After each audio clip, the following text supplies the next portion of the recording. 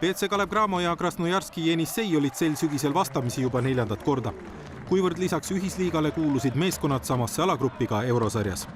Kui 3 varasemas kohtumises oli peale jäänud Venemaa klubi, siis täna suutis Kalev oma tahtmise peale suruda. Emotsionaalselt me vajasime seda võitu lihtsalt.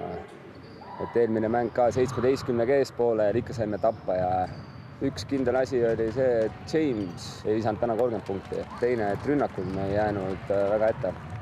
Kalev Cramo ületas vastast nii viskeprotsendilt lauavõitluses kui tulemuslike söötude osas. Sten Sokk andis neid 8. Pallikaotusi kogunes lõpuks 15, aga neist 6 tehti esimesel veerandajal, mille järel juhtis Jenissei 22-17.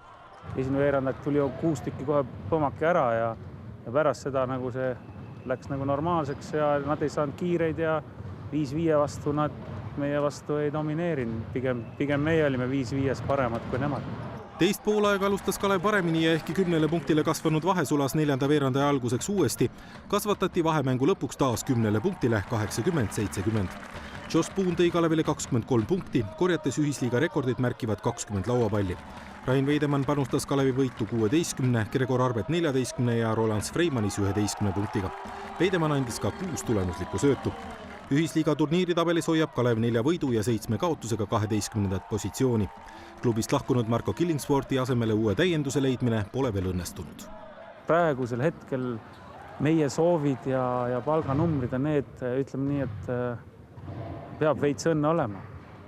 Et leida sellise tasemega mees, kes on ühtlasi ka mänginud terve hooaeg ja see summa, mis me pakume, et see ei ole lihtne ülesanne, usun.